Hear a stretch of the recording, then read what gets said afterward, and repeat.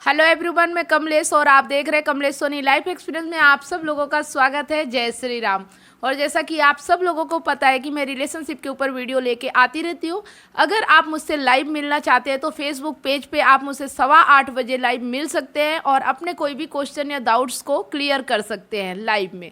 आज जो मैं कंटेंट आपके लिए लेके आई हूँ, सबसे अच्छी स्त्री कौन सी होती है। अगर हम रिलेशनशिप में हैं, हस्बैंड वाइफ या गर्लफ्रेंड या बॉयफ्रेंड किसी भी रिलेशन में है, हमारे साथ जो व्यक्ति है, जो स्त्री या जो लड़की है, वो किस लक्षणों वाली है, किस गुणों वाली है, अगर हमें पता हो तो हमें उसके साथ डील करना बहुत ही ईजी और बहुत ही आसान हो जाता है।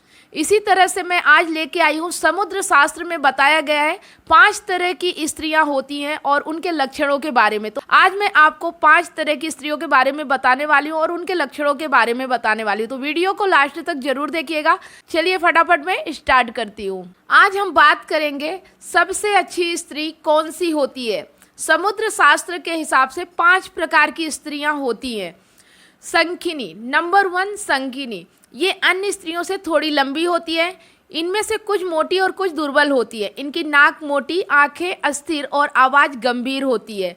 ये हमेशा अप्रसन्न ही दिखाई देती हैं और बिना कारण ही क्रोध किया करती है। ये पति से रूठी रहती है। पति की बात मानना इन्हें गुलामी लगती है। इनका मन सदैव भोग विलास में डूबा रहता है। इनमें दया भाव भी नहीं होती है, इसीलिए ये परिवार में रहते हुए भी परिवार से अलग थलग रहती हैं। ऐसी स्त्रियां संसार में अधिक होती हैं। ऐसी लड़कियां चुगली करने वाली, यानी कि इधर की बात उधर करने वाली होती हैं।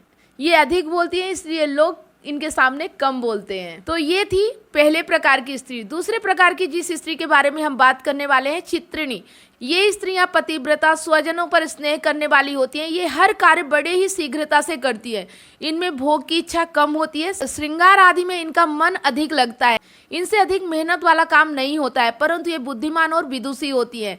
गाना बजाना और चित्रकला इन्हें विशेष प्रिय होती है। ये तीर्थ व्रत और साधु संतों की सेवा करने वाली होती है। दिखने में बहुत ही सुंदर होती है। इनका मस्तक गोलाकार, अंग कोमल और आंखें चंचल होती है। इनका स्वर कोयल के समान होता है। बाल काले होते हैं। इस वर्ग की लड़कियां बहुत कम होती हैं। यदि इनका जन्म गरीब परिवार में भी हो तो ये अपने भविष्य में पटरानी के समान सुख भोगती है। अधिक संतान होने पर भी इनकी लगभग 3 संतान ही जीवित रहती है।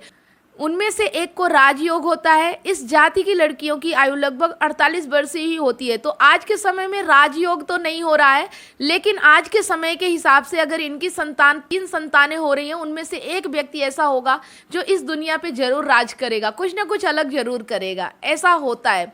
तो ये उस समय की बातें हैं, लेकिन इसे हम समझ सकते हैं कि अगर ऐसी स्त्रियां आज के समय में है तो उनकी संतान आज के समय में विजेता बनेंगी। जब वो राजयोग हुआ करता था तो राजयोग में होते थे, लेकिन आज के समय में भी उनकी संतान विजेता ही रहेगी। नंबर 3 हस्तिनी।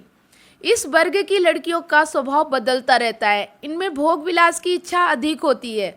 ये हंसमुख स्वभाव की होती है और भोजन अधिक करती है। इनका शरीर थोड़ा मोटा होता है। यह प्रायः आलसी होती है। इनके गाल, नाक, कान और मस्तक का रंग गोरा होता है। इन्हें क्रोध अधिक आता है। कभी कभी इनका स्वभाव बहुत क्रूर हो जाता है। इनके पैरों की उंगलियां टेढ़ी मेढ़ी होती है। इनकी संतानों में लड़के अधिक होते हैं। ये बिना रोग के ही रोगी बनी रहती हैं। इनका पति सुंदर और गुणवान होता है। अपने झगड़ालू स्वभाव के कारण ये परिवार को क्लेश पहुंचाती है। इनके पति इनसे दुखी होते हैं। धार्मिक कार्यों के प्रति इनकी आस्था नहीं होती। इन्हें स्वादिष्ट भोजन पसंद होता है। इनके कई गर्भ खंडित हो जाते हैं। इनके दुष्ट स्वभाव के कारण ही परिवार में भी इनकी पूछ परख नहीं होती है। तो ये थी तीसरे प्रकार की स्त्री। अब हम बात करेंगे चौथे प्रकार की स्त्री, पुंसचली। पुंसचली स्वभाव की लड़कियों के मस्तक का चमकीला बिंदु भी मलिन दिखाई देता है। इस स्वभाव वाली महिलाएं अपने परिवार के लिए दुख का कारण बनती है। इनमें लज्जा नहीं होती है और ये अपने हाव भाव से कटाक्ष करने वाली होती है। और इनके हाथ में 9 रेखाएं होती है जो सिद्ध, स्वास्तिक आदि उत्तम रेखाओं से रहित होती है। इनका मन अपने पति की अपेक्षा पराये पुरुषों में अधिक लगता है, इसीलिए कोई इनका सम्मान नहीं करता है। सभी इनकी उपेक्षा करते हैं। पंचली स्त्रियों में युवावस्था के लक्षण 12 वर्ष की आयु में ही दिखाई देने लगते हैं। इनकी आंखें बड़ी होती हैं, हाथ पैर छोटे होते हैं, स्वर तीखा होता है। यदि ये किसी से सामान्य रूप से भी बात करती हैं तो ऐसा लगता है जैसे ये विवाद कर रही हूँ। इनकी भाग्य रेखा छिन्न भिन्न रहती है। इनके हाथ में 2 शंख रेखाएं अथवा नाक पर तिल होता है। तो आप इससे पहचान सकते हैं। नंबर 5, पद्मिनी। समुद्र शास्त्र के अनुसार पद्मिनी स्त्रियां सुशील, धर्म में विश्वास रखने वाली, माता पिता की सेवा करने वाली व अति सुंदर होती है। इनके शरीर से कमल समान सुगंध आती है। यह लंबे कद वाली अथवा कोमल बालों वाली होती है। पहली नजर में ही ये सभी को आकर्षित कर लेती है।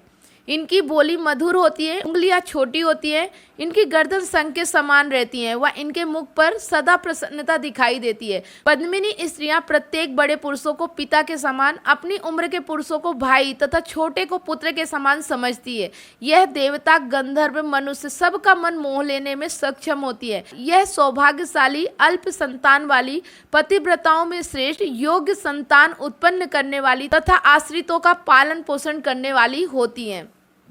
ये थे समुद्र शास्त्र के हिसाब से जो मैंने बताया कि 5 प्रकार की स्त्रियां होती हैं और उनके गुण और लक्षण कैसे होते हैं। आप कमेंट करके बताइए कि आपका कौन सी स्त्री से पाला पड़ा है। आपके जीवन में पाला पड़ने का मतलब कि आपके जीवन में कौन सी स्त्री है और किसके साथ आप रह रहे हैं। इन गुणों से आप मिला सकते हैं और अपने जीवन को और भी अच्छा बना सकते हैं। अगर वीडियो हेल्पफुल रहा तो लाइक, कमेंट और शेयर करना अपने दोस्तों के साथ बिल्कुल भी ना भूलें। अगर इस वीडियो के माध्यम से आप मेरे YouTube चैनल पे पहली बार आए हैं तो चैनल को सब्सक्राइब करें, साथ में बेल आइकन प्रेस करें ताकि जो भी वीडियो मैं अपलोड करूं उसका नोटिफिकेशन आपको सबसे पहले मिले। वीडियो अगर आप फेसबुक पेज पे देख रहे हैं तो पेज को फॉलो करें, स्टार देके हमें सपोर्ट जरूर करें। फिर मिलते हैं नेक्स्ट वीडियो के साथ, नेक्स्ट नई जानकारी के साथ। तब तक आप सब लोगों को जय श्री राम।